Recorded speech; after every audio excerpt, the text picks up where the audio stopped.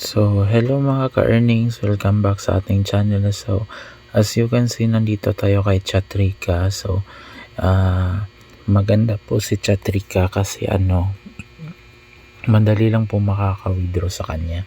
So, ang ituturo ko po sa inyo ay kung paano kayo makapag-download dito, makapag-withdraw. So, ayun, at legit ba siya? So, punta tayo dito sa dito sa diamond kung eto. Click natin yan. So, punta tayo dito sa record ng withdrawal. So, as you can see, meron ako ditong completed na withdrawal na 4 na beses. So, sa withdrawal na 4 na beses na to, itong 4 na to is madali lang siyang ma-receive within less than an hour lang. So, legit siya. Tapos, dito naman sa dito tayo punta, dito sa i-all natin. Tapos, hanapin lang natin si Cashwheel. So, ito si Cashwheel. So, pindutin natin dito. Naka-ano na rin ako dito. Naka 3 times na ako dito makapag-withdraw kay Cashwheel. So, nawala lang yung niya dito, nakalagay na withdrawal record. Pero naka-3 na ako dito. So, as you can see, makakapag-invite lang kayo ng at least 3. So, makaka-withdraw agad kayo dito sa kanya. So, hindi siya mahirap. So, paano mag-invite? So, nakikita nyo tong may invite sa baba. So, click lang niyo yan. So, eto yung pindutin nyo, copy.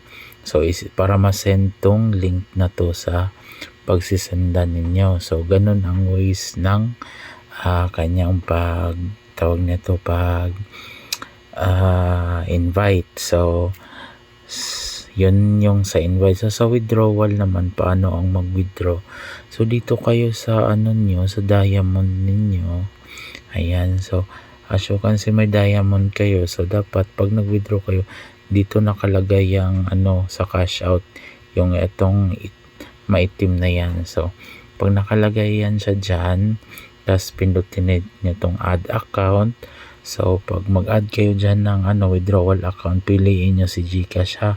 Philippines, tapos GCash. Tapos, eto, wait lang. Eto, pindutin nyo si all para dito is mag 100,000 siya dyan ha.